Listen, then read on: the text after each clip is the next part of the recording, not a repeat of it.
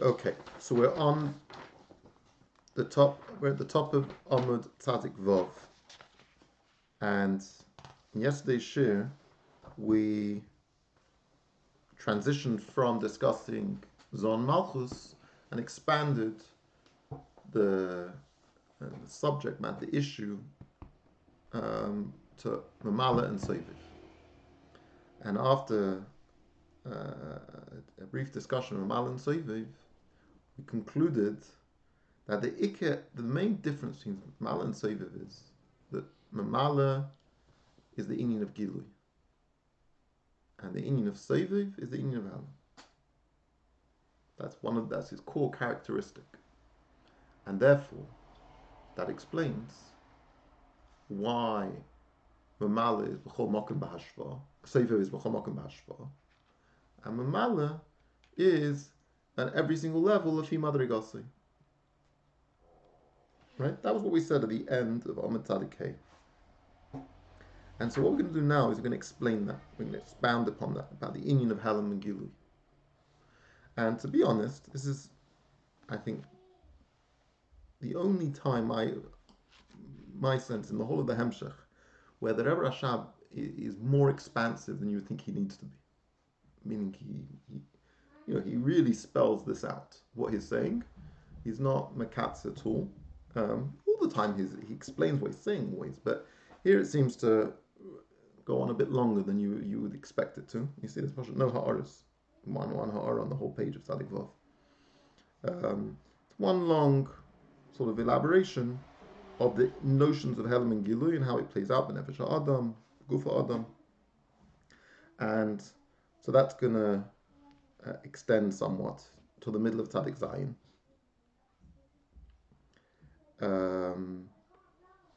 But we still have the issue. What is this issue that there's the core of our question?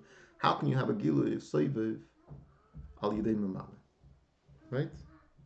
And it's going to expand upon this difference about how things are Bizman Hazeh, how sort of the dominance of Mamala,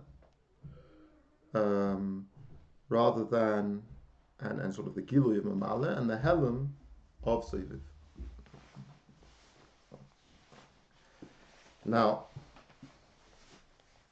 what my goal is to actually get to the middle of Tzadik Ches today. Okay? I want to get to the middle of Tzadik Ches. Or even, even the bottom of Tzadik Ches. I want to get down to Ach B'chinas Etzem HaChayis. He says a lot. I'm not going to read quite quickly. We're going to get through the material. As I say, I think a lot of the material here is just spelling out something, and it's not actually always being motive too much in the Havana, just making clear what it's saying. So it's quite a lot of reading. I want to do the bulk of the reading today, and to get to the bottom of Tzadik Ches, and then in the fourth shir on the Maimah, I'm going to go from Ach B'china until the Hine, until the top of Kuf. So remember, I told you that this is the halfway point of the Maimah. Amud Kuf is the halfway point of the Maimah. That's when it gets to the end of how it's explained how everything is Bizman Hazeh, the roles and the functions of Mamala and Soviv. And if you think about how long this Maimah is, it's a convenient way of sort of splitting it's like as if it's like two Maimarim. It's so much here, it's like two Maimarim. So we can treat that as one Maimah. So in the fourth shir, there's also the Amud Tzadik test is a bit more of a complicated Amud.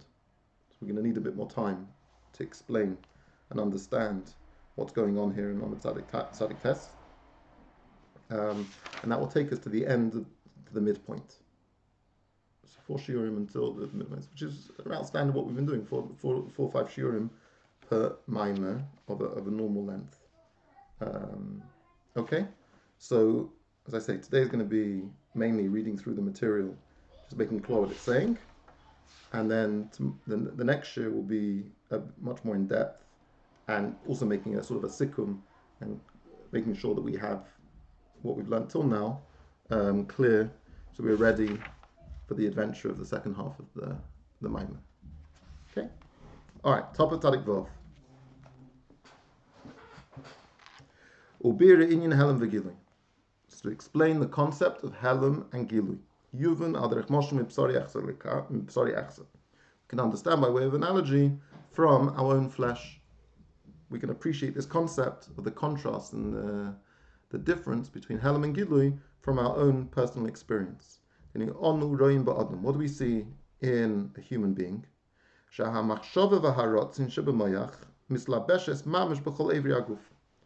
person's machshava and rotzin. It's very interesting. He combines machshava and rotzin over here. I don't want to get into why machshava punkt, because it's less the way we usually associate with machshava. We wouldn't think about it this way, but let's focus primarily on the notion of rotzin. I don't want to get into the whole machshava issue. But when a person has a rotzin, a will and a desire for something, that it can be mislabish in every single limb of his body. Ad shagam b'keva v'keres shemolit nefes, until even a person's stomach, which is full of waste and dirt, yesham gam kin koyach hamachshava v'rotzin mamash. A person has the koyach harotzin even in their stomach. How do we see that? Kashe nira, like we see. Kashe yachbis lechavitz. Kavitz akeres ostekum is kavitz. When you want to squeeze your stomach, not to get too graphic, the person needs to go to the bathroom, needs to squeeze their stomach. They immediately can squeeze their stomach.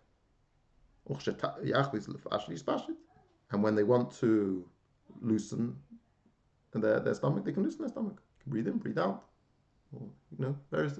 You can. You have immediate control over every limb of your body. When you want to do something with any limb of your body, you can do it, because that rotzin is mispashit to that limb. The nimtza muvan, the kecha machshava yishgam kim bekeres. That person has consciousness even in their stomach. The im kol zeh lo yitochin lo yimash yitun of a machshava me'akeres. But even though a person has their will and their consciousness operating in their stomach, you're not going to say that the person's machshava and rotzin becomes dirty by being in the stomach. Right? It's not affected by the stomach. Or that the stomach will affect or cause a change in the machshava. Why is this the case? If it's there, why isn't it affected by it? Because even though it's there, because the manner in which it's mislabish there, it's not mislabish there in a way where it is apparent and revealed, such that a person is sort of aware of the presence of the rotzin in the stomach. In contrast to the way it is in the person's mind. A person is aware that in their mind, in their brain, there's rotzin, there's machshava, there's all these things. You associate that with the brain. That's what's nigrish. But it's in your foot, in your stomach, in your finger. It's not apparent. Because the rotzin and the machshava are begilui in the moyach. What do we see? Because it's begilui there, the seichel is able to impact the rotzin. When something's there begilui, it can be impacted.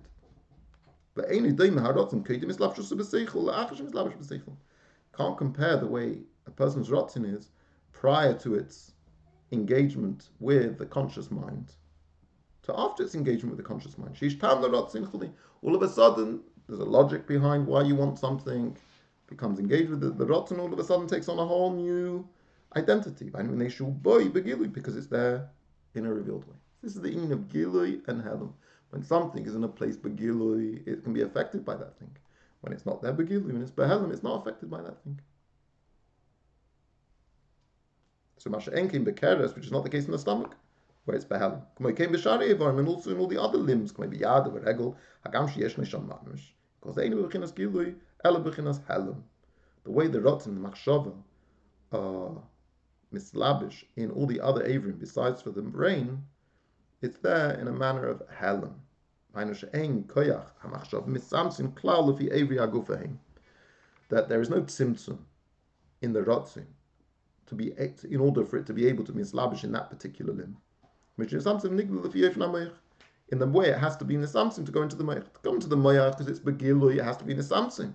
It has to be a tzimtzum in the rotzim, such that it can be tolerated or rationalized in the conscious mind. In the rest of the body, there's no difference to the rotzim, whether it's a pinky finger or it's a big finger, or even an arm, or a torso, or whatever it's going to be. Because it's not mislabish over there, so it's not. It doesn't have to be nisamsim. It's the same rotzim. It's not mislabish. It is mislabish. Not good. Not begil. Since it's behelim, it doesn't have to be in the samtim in order to be mislabish in that place. So we need to move on mizah. So we conclude from this. You can have a koyach which can be in that very place and be having an impact. So you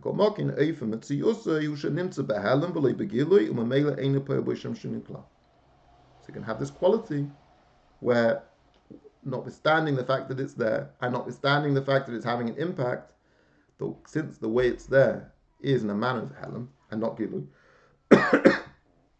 and therefore it doesn't have any impact on the koyach which is the mislabish. The koyach hamalubosh is not affected by the malbush. Yeah. Good. Now, even though this koyach ruchni, this koyach harotzin, is able to have an impact on the various limbs of the body, the malbush, the thing in which it's being poyel, doesn't have any impact on the koyach ruchni, because it's only there behalim, and in its state of helam, it's able to have the impact on that limb.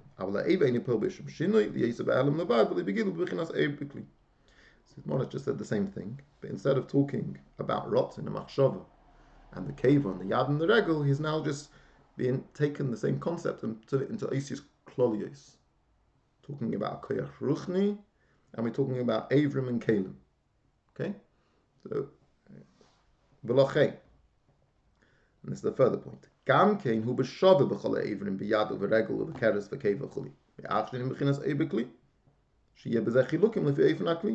Since the koyach ruchni is not being in any way misdancing, to be mislabish in these avrim, in these kalim, as such, there's no chiluk between which avrim and which kli it is. In contrast to all the other koyches pratim, which are not equally in each and every limb. Because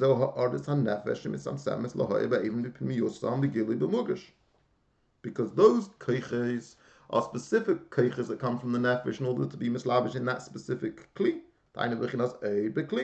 So it can't be the same in every place. It's all lefi erech the kli. Rak b'chol eva kli lefi erech. Abel koyach harotzim hamachshava she'eni bob b'chinas eva kli l'chein ein b'zeh chilukim kim k'meishu v'atzmei kein hu nimsa b'chol even b'shava. Uba shalei b'seidav hadraga hainu b'kdima v'ichel. And it makes no difference. There's no kedima v'ichel. There's no hierarchy. There's no elyon. There's no tachtin. It's not all of a sudden that the eyes are a more edel and sublime koyach, a kli, the eyeball, than the grub, than your ankle, or your finger, your toes. There's no difference. It's ad the ratzin. It's ad the koyach ruchni, which is mislabish and not even helomi. It comes by helam, doesn't take into consideration at all. It's all the shava, and it's shlei b'seid b'adraga, which is a given. It's not like it gives each one of them, but they at least have a seder. Someone gets first. They get the same amount, but someone gets first. No, there's no sense remember seeing in the Maim of the Maim of the Marash, he was talking about Keich HaRotzin, that when you say that, I want, the I of I want is bli chalkus. There's no chalkus in the Rotzin. It's not that your finger wants, your head wants. I want. Me bli chalkus wants. I'm not saying that there's a you say my eye sees, you don't say my finger sees. There's a difference. So keiches pratium, your fingers don't hear, your ears hear. Keiches pratium, there's a chalkus in the adam. There's parts of you which experience that koyach from the nefesh, the koyach ruchni from the nefesh. The koyach hashmiya is not mislabish in your fingers. It's mislabish in your ears. But your koyach harotzin is mislabish everywhere. So bechlolus ani reitze. And cause man that you want to, squeeze your tummy, wiggle your fingers, you can do it because it's everywhere. It's everywhere b'shav. It's not a different rotzin that's required to move your finger to move to your tongue, your stomach muscles. Right? No difference.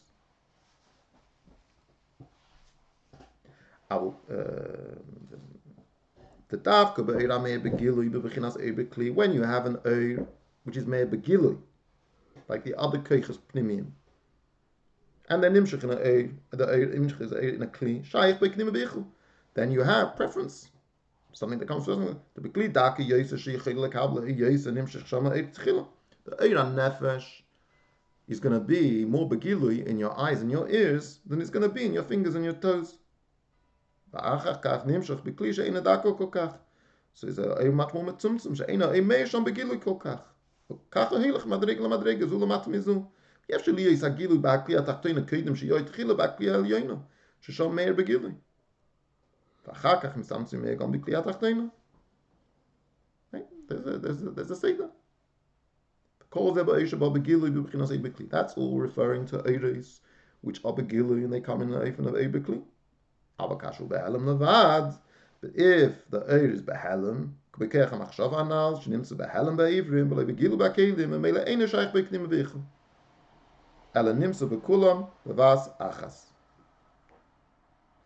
yeah?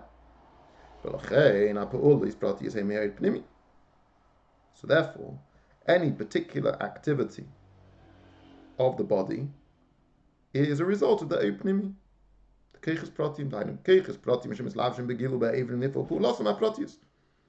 you want to put all the pratis, if you want to see, you want to hear, you want to touch, you want to walk, all of those pratis are coming from the keiches pnimim.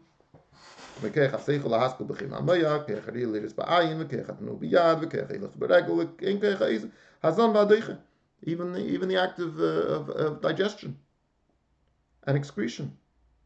All of this is keiches pratium. The keich harotzin poel ba'evrim po'ola klolis, but the keich harotzin is a po'ola klolis. Who are kivus ve'spashtus. You want to say more broadly, what is the po'ola klolis of rotzin? Po'ola klolis of rotzin is not to hear, it's not to see, it's not to walk, it's not to talk. It's just a po'ola klolis of what he describes as kivut v'spashtus. So it's a very general, broad impact that it can have on the body. Its pu'ul on the body is very. The rotzen can't make you hear anything because it's behalem. When something's behalem, it's not going to have such an intricate impact on the body and make your ear hear and your nose not hear. Well, rotten doesn't do that. Rotten is a keich nela. So it's limited in a sense. It hasn't got all of this flexibility that the keiches pratim have. But it's everywhere. And it's everywhere b'basachas. Okay? Which we already said before. That in back in Rosh Hashanah we said this. That the fact that your body is alive, has a nefesh, which is mechai the body, that's the keich harotzin. Keich harotzin shebenefesh. There's not one part of your body which is more alive than the other parts of the body. So moving me on now. There is an advantage in the Oir Pnimi. What's the advantage? Mashul begilui ba'ivrim, because it's begilui. Meaning that it can get things done. It can do a range of things.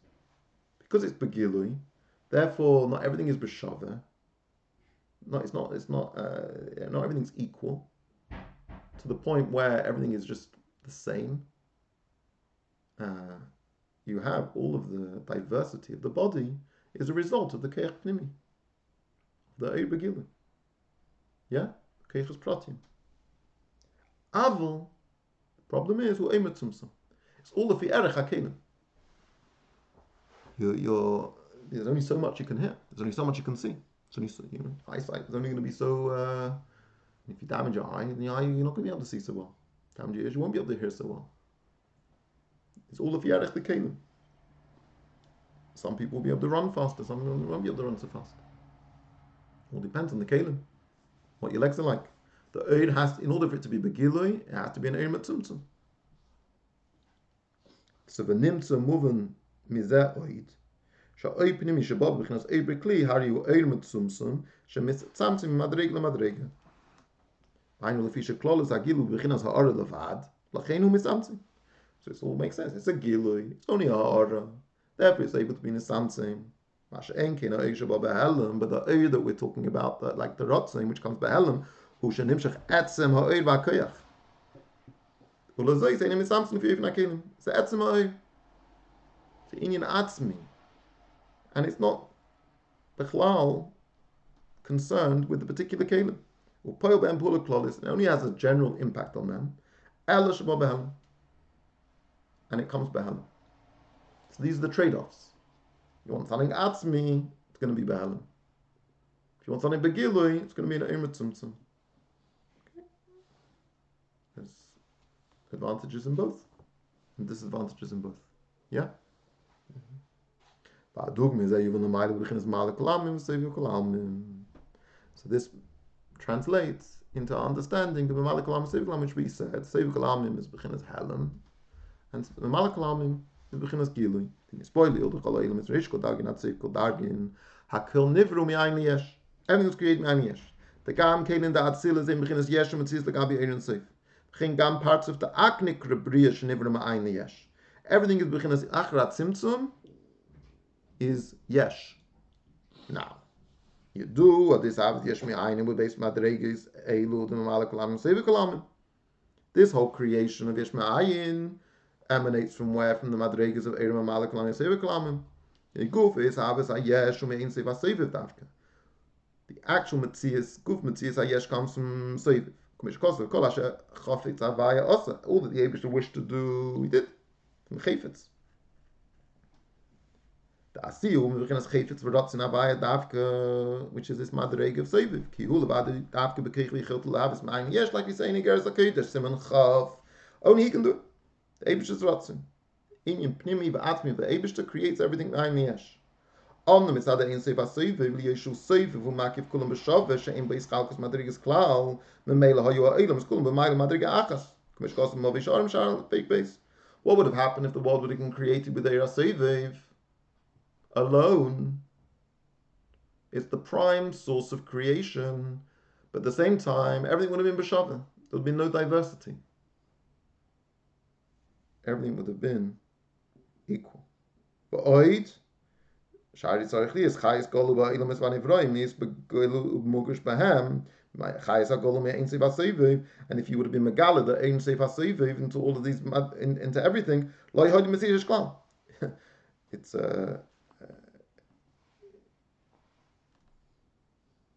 mimonashach. If you would have created you can't create the world without ein seif haseviv. Because but if you do create with the Ein Seif HaSeiv, then everything will cease to exist. Because everything become like Ein Seif HaSeiv, like the Ein Seif Shleif now Tzimtzum. Because the Tzimtzum doesn't affect this Oir. The Tzimtzum was on what? On the Eir HaMamala, not on the Eir HaSeiv. The Eir HaSeiv is Kulam B'Shavim. So imagine that a world would have been created, it would have finished before it began. So you have Eirim Malak Olamim, which, whilst everything exists equally, mitzad Eir HaSeiv, everything exists equally, it manifests differently. In its actual existence, there's no difference between a child and a giant. The bigger the thing doesn't make it more of a being. Mitzad its existence, its beingness, everything is the same. And in order for something to be, to exist, to be a yesh, that comes from Ein Sof HaSeiv. But the gilui, the manifestation, the articulation, the dynamics, the characteristics, the personality of the thing, that's all through Mamalik Olamim. Shu b'chinas Eir HaKav, v'Keich HaSeiv nimshech al yidei Mamalik. So everything is processed through Eir HaMamalik, the Eir HaKav. Okay?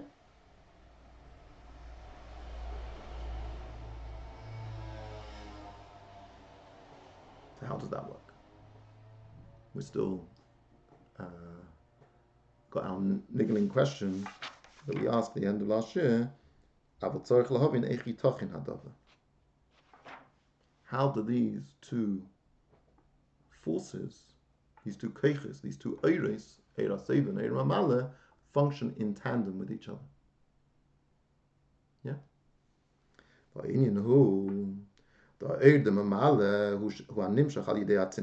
The Eir HaMamalik we know is the Eir which is nimshach al yidei hatzimtzum. This is the Eir HaKav. She'inyanei hu letzamtzim ulahastir is the Eir HaNimshach me'Ein Sof. Shu pash b'tachas ha'pshitus. B'bechinas Ein Sof mamish. Shlo yoy b'yiskal b'bechinas yesh ha'metzias.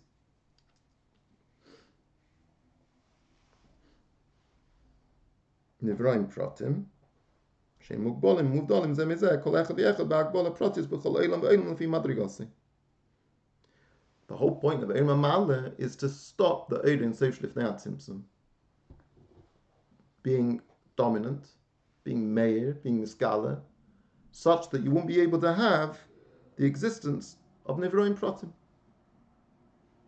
From the Eir Ein Sof Shlifnei HaTzimtzum, that's the problem. There is everything is Bechinas Ayin. There everything is bottom Metzius. There you have Yichud Ilah. There's no mocking for Amidas Eilamis.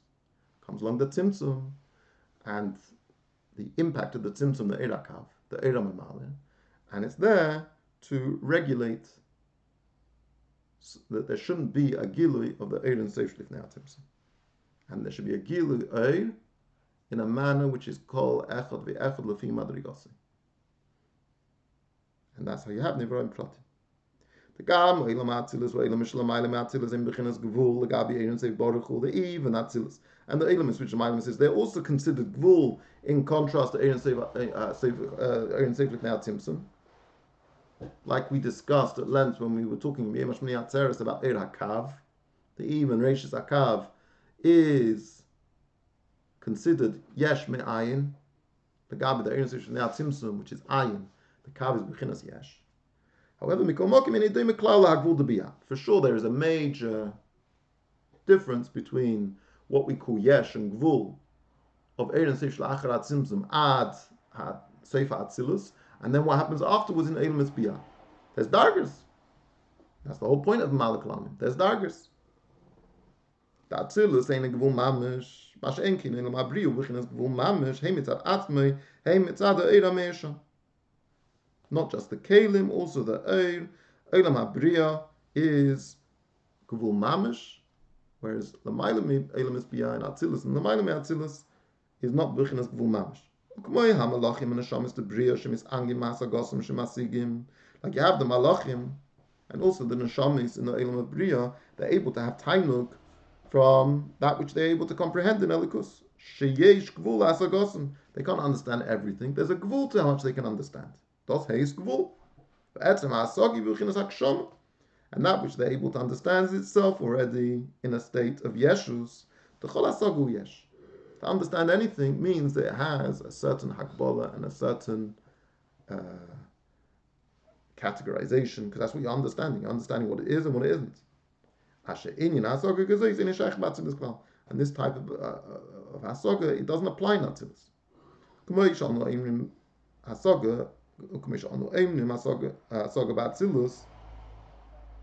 Sorry, even that which we talk about, this notion of hasaga, which we've just described as a yesh and an inyan of gvul and an inyan of akshama, we do talk at times about hasaga in Atzilus.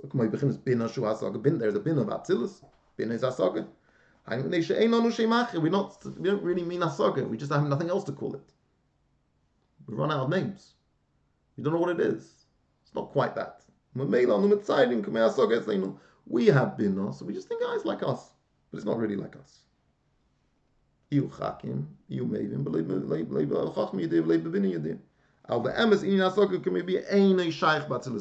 hasaga of bina, which we associate with biyah, it's bechlal not shaykh in Atzilus.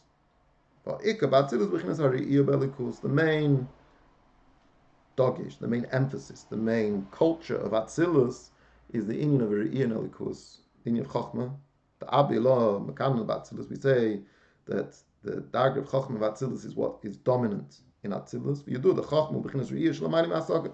Chochmah isn't Hasaga. Chochmah is the awareness, the consciousness, the appreciation of something beyond the Hasaga. And that's what we mean when we talk about Atzilus. So Chalal doesn't have the same notion of Gvul and Hakshama and Yeshus that you find in Biyah. When we talk about Hasaga, primarily we're talking about from Bria onwards. The Eimei Ilah Mekana B'Krisai. Like we say, the Bina is the primary culture of Eilam HaBriya. Hasaga, B'chinas Hakbala, B'chinas Yesh, and Hasaga is already the notion of Hakbala and Yesh. And so that, based on how much they're able to grasp, that impacts the way that they're able to serve the Eibishter. So since their Avodah is Toler and their Saga, and the Hasaga is Mugbal, therefore their Avodah is also Mugbal. So this is all the Hakbala of Eilam Biyah. Once you go down on Madreg and Eilam HaYitzirah, there's an even greater degree of Hakbala. And then there's also a difference in the way they can do their Avodah, because the Hakbala of their Hasaga means that their Avodah is also going to be different.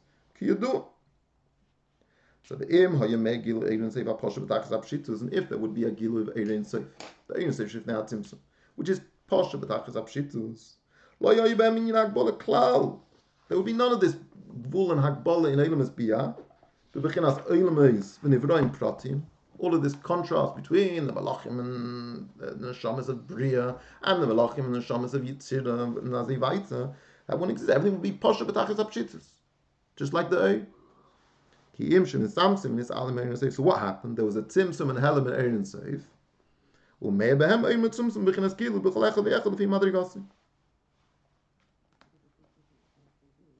The Ei that comes to them is Tzimtzum, and therefore, if we Ei from Madrigasim, they can be different from each other. In Yeridas, Vishtalshus, Eira, Chais, Eirin Seif, Baruch Hu, Shemahab, Eisim, Haim Yeshrik, the Ribbit Tzimtzumim, Shahid is a Yerida, the Ei, Ribbu, Vishtalshus, Madrig, Madrig, La Eir, Bechol, Eilam, if he Madrigasi Chuli. This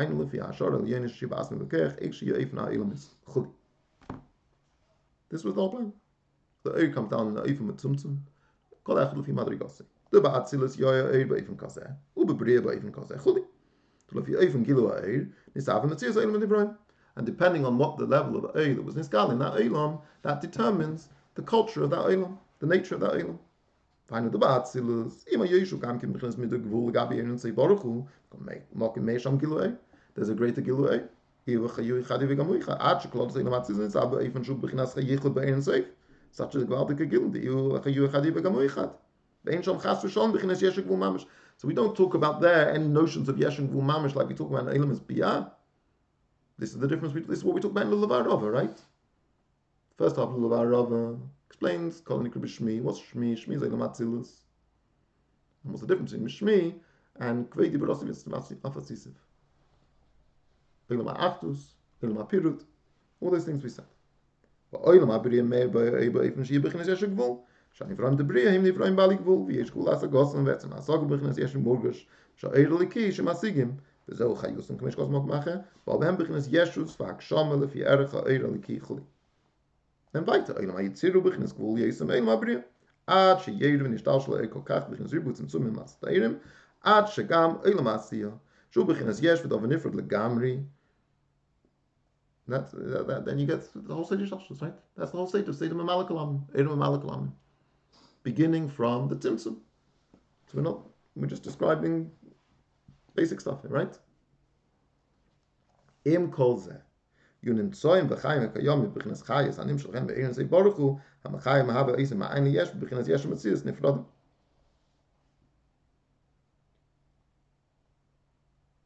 ובדרך פרט יש בזה ריבו רבוביס השתלשלוס מדרגס פרטים שמיוחדים מובדלים זה מזה בתחתית שאין אחד להם לחברים. So we're just talking about this bechlolis. There is a ribu amount of tzimtzumim that the eir is able to be yered when it's talshul, when it's tzamtzim, such that it can be mislabish in all of these madrigas or tachtoinas ad eilam hazeh agashmi. So it can be a yesh v'dav nifrad b'nei atzmi, and not be not combust by the gilui of eir and seish lifnei atzimtzum. That was the kavanah atzimtzum, yeah. That is the whole inyan of Mamalek Olam. But here's the but.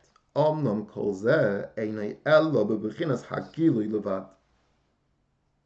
This is all. What do we say Mamalek Olamim was? From the end of last year. It's gilui. Malu shemei bebechinas gilui, belechinu bebechinas ishtalshlu, shemei bechol eilam lefi oifen sheyuchol yis hagilui be'eilam malu. It's all about gilui. All about being megala oir lefi erech that mokim, that particular place.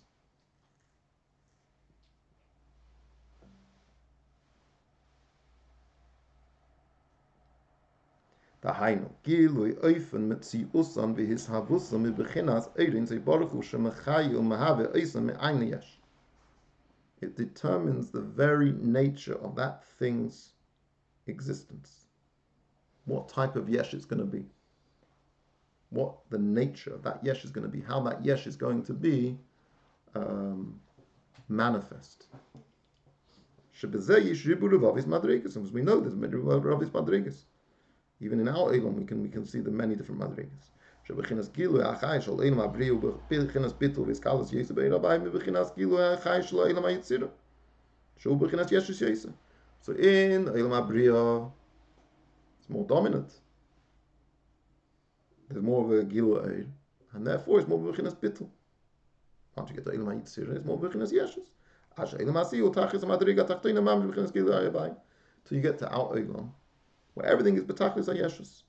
The Eir is very metzumtzum. The Eir Mamale in Eilam Hazeh Agashmi. The Oifim Gilui Achayis, Kachu Oifim Metzias V'Savusa. So, Male is all about Gilui.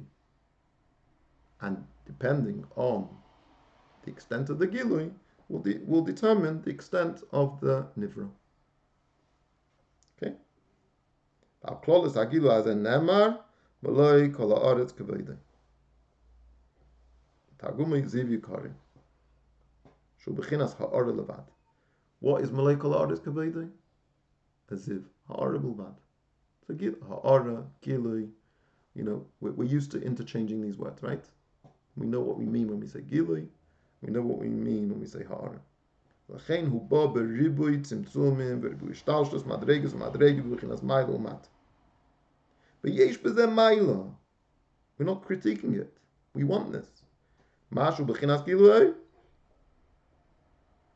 Avala eimis tzamtzim uba bechinas middle ugbul ba'ofen sheyuchol lahayr ba'eimis. At the same time, even though it's gilui, the eir itself is metzumtzum. The eina nimtza b'chol ha'eilam is b'shaveh. U'kanal de ba'eilam is al yeini mea begilu yeisim e ba'eilam is atachtoinim. The eina deime metzias ha'eir va'agilu the eilam ha'briya la'agilu the yitzira chuli. U'memela ba bechinas seid va'adrag bechinas klima v'ichur. Shekol ze bechinas ha'gilui. Gilu achai shenimshekh mein seif ba'eilamis. And this is he concludes the paragraph. Not the Rebbe Shab's paragraph, but they put it in the paragraph. This is the line: Shezehu gilui oifem etziusam v'savusam Eich sheyiyu oifani ha'olam esvani vroim v'achai shebehem. The main role of a Malik Olamim is to ensure that everything is able to be something different from something else. There can be dargers, there can be kidim v'eichel, can be a seder shtalshlus.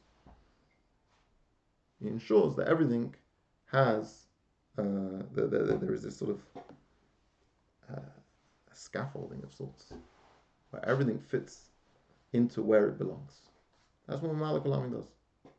As we're going to see when we continue next time, so it doesn't explain how is it possible for there to be something in the first place. From a Malik Olamim, from a Ha'ara Bilvad, you're not going to have the creation of a Yesh.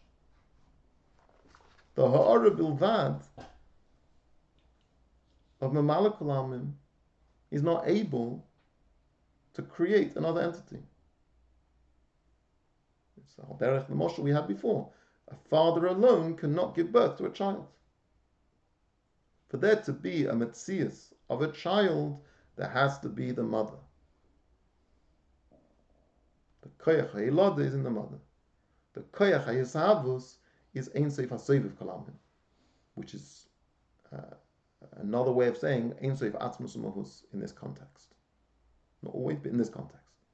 Who can create yesh me'ayin? Who levadi b'koyach v'yichot l'havdi yesh me'ayin is the Eibush Alein.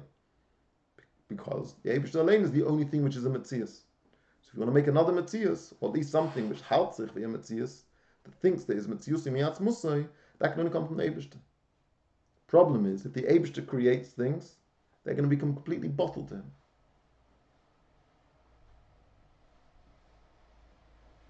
They're going to become completely bottled to him, and they're all going to be equal. They're all going to be the same. So two things have to happen.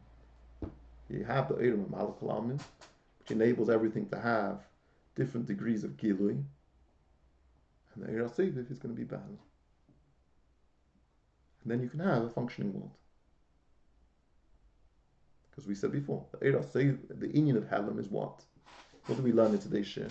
That the Inyan of Helam, it can be there, but it can also not be impacted by the things that can be Bahal. There's a notion of Inyan Helam. It's not Nirgosh. So it is the best of both worlds, really, Helam. In a way, like it's... Yeah, but then you wouldn't have... It's not affected, but it's like rotten. Yeah, but then there'd be no difference between anything.